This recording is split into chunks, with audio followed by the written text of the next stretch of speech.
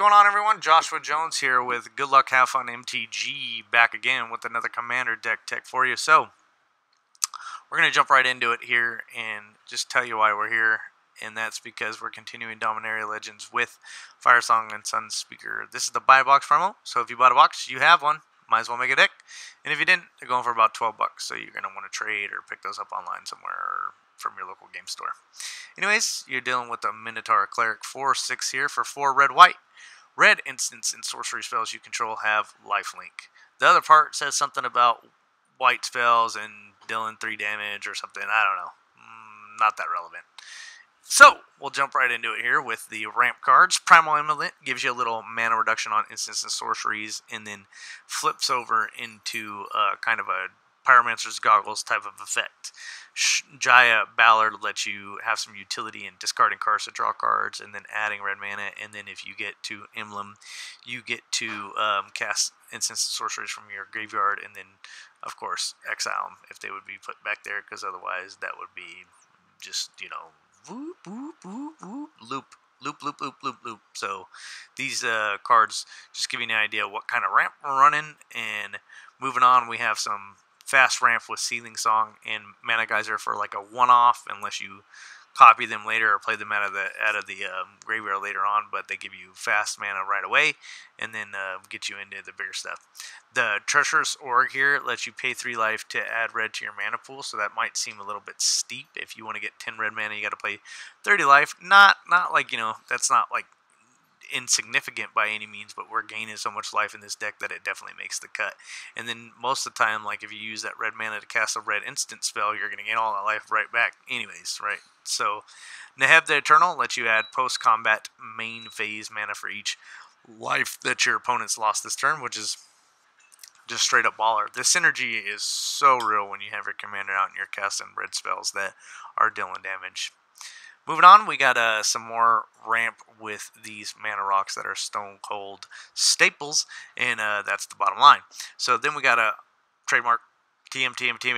Pyromancer's Goggles here, which lets you add red mana, and then in the event that you go ahead and use that mana to cast an instant or sorcery spell, you're going to be able to copy it. So that's pretty cool stuff there.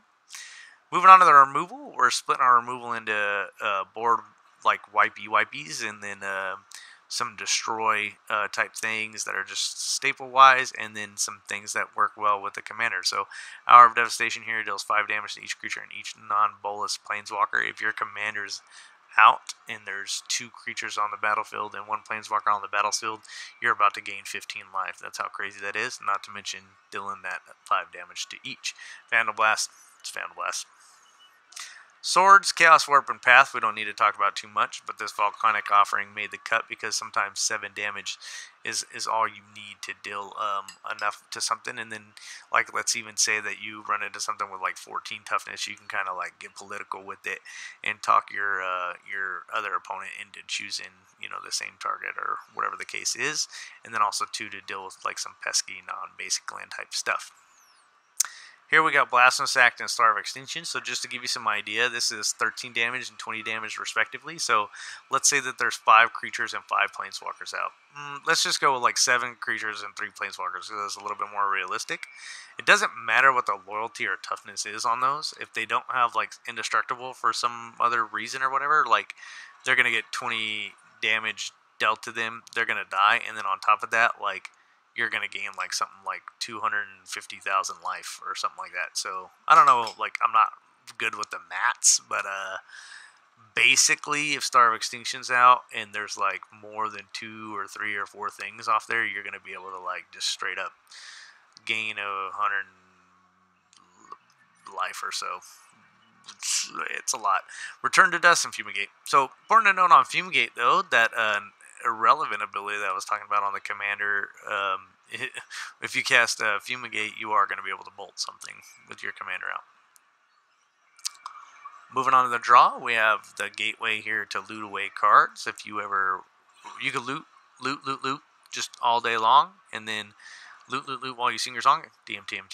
Adam Sandler. But if you do want to flip it over, you're going to have to do 5 different converted mana costs, and you're going to get it X mana, where X is your life total. So again, loot for this thing all day, and then when you finally flip it over, you should be able to tap for 150,000 mana.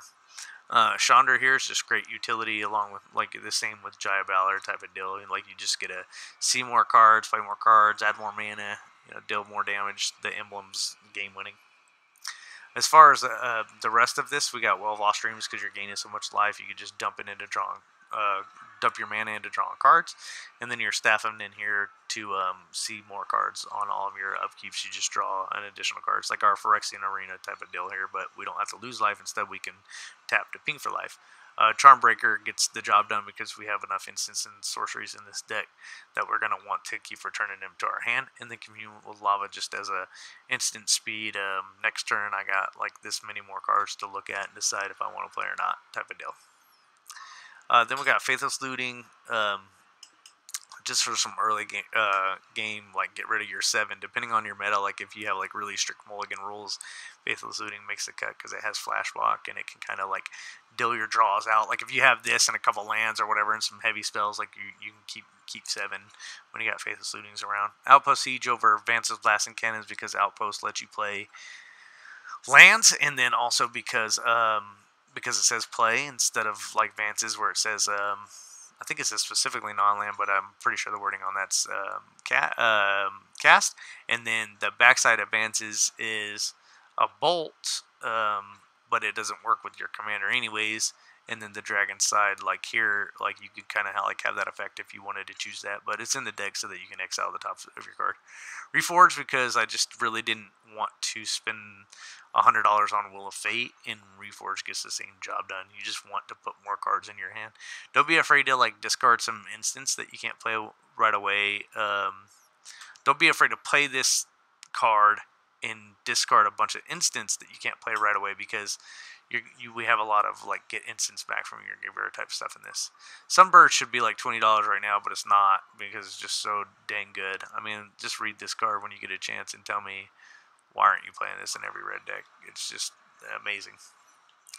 Moving on to the utility, we got Sunforger, which if you don't know is awesome for paying 2 mana to tutor up and cast a instant spell with CMC 4 or less. So that's just pretty ridiculous. And you get a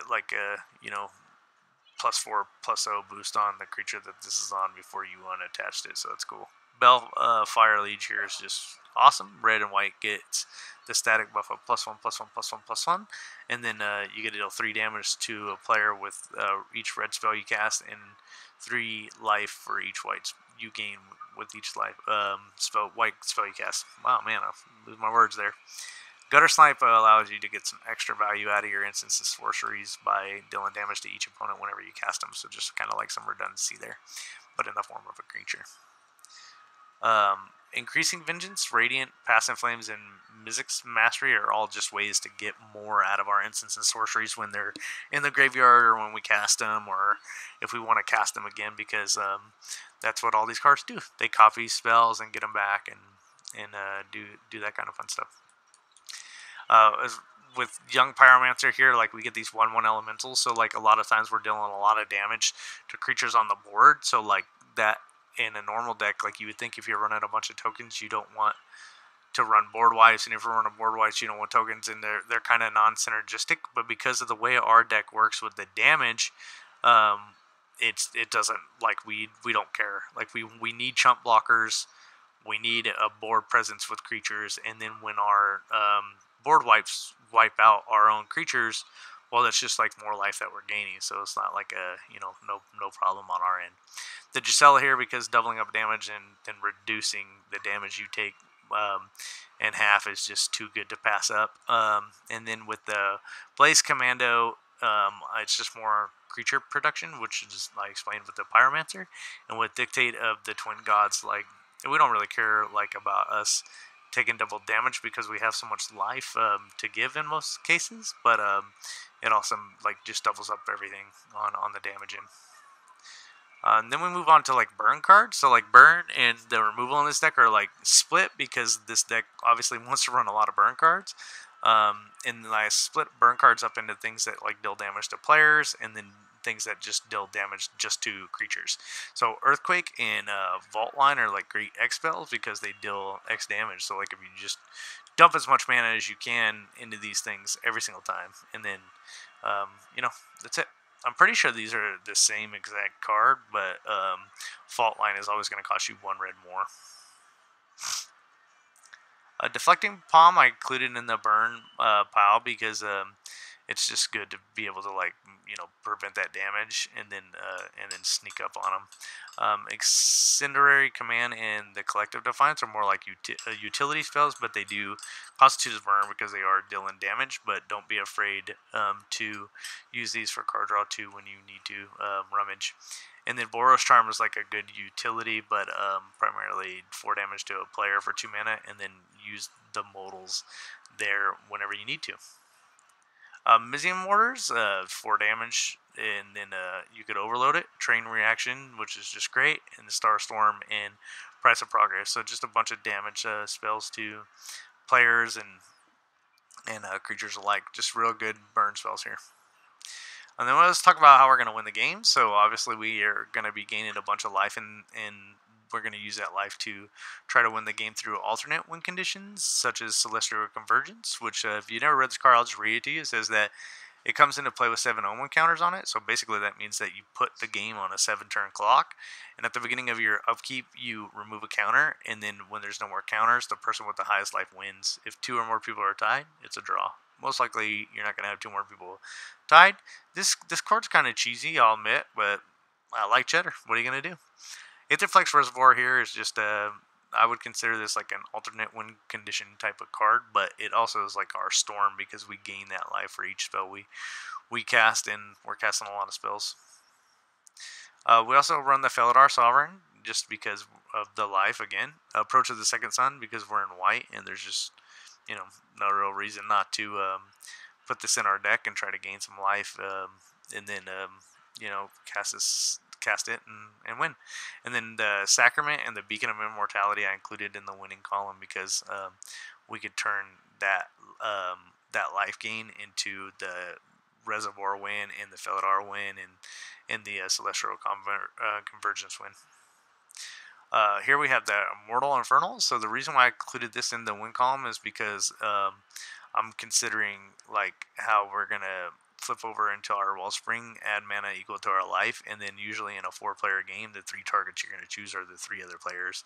The same with Comet Storm here, and the same with Red Sun Zenith. The same with the Fury here. They're all just X spells that you can dump a bunch of mana into and then just deal that directly to the player.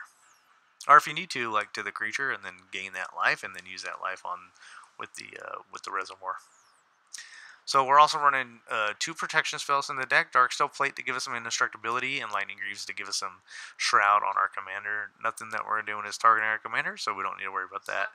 The deck is heavy red, so it runs 16 mountains and 4 plains, and then the utility lands are highlighted with some ramp, some removal, and some card draw. Because these all tap for mana, there's a low opportunity cost as far as putting them in, because they just take up a land slot. So Landscape's the extra super slow get lands out of your deck thing, but it does technically ramp you eventually whenever all those things are done being tapped.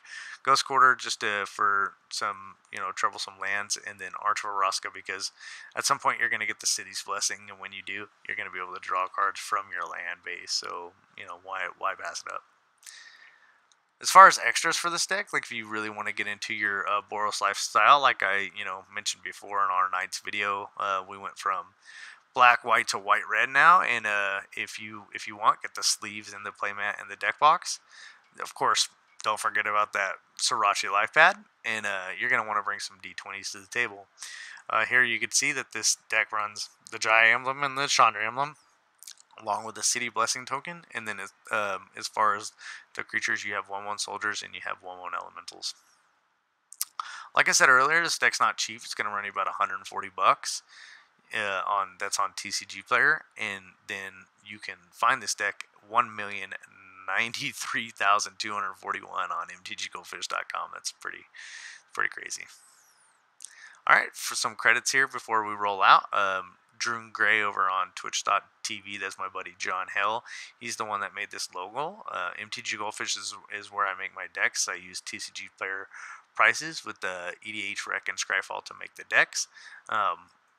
Magic the Gathering is a product of Wizards of the Coast. And if you want to email me, you can hit me up at EffinAMtG@gmail.com. So this is good luck, have fun. I'm Joshua Jones, bringing you MTG content over here, and I hope you enjoy this deck tech. And I would really recommend just trying this out, because it's just really kind of crazy, how much you're just clearing the board with all these spells, and then gaining all this life, and then using that life to win the game. The damage spells, just for real, how much life you gain is pretty ridiculous. All right, hey, I'll see you next time. That's gonna do it. Like, share, subscribe, and yeah, that's it. We'll see you.